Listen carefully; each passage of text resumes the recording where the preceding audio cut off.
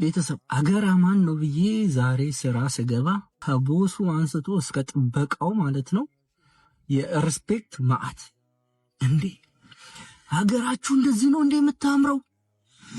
እንዴ አንተ እዚህ ምን ታደርጋለህ? ይሄን የመሰለ ውብ ሀገር እያለክ እንዴ ምንድነው? ምን ተፈጠረ? እንዴ ኢትዮጵያን አየናት። በአይሾው ስፒድ ላይ ኢትዮጵያን አየን።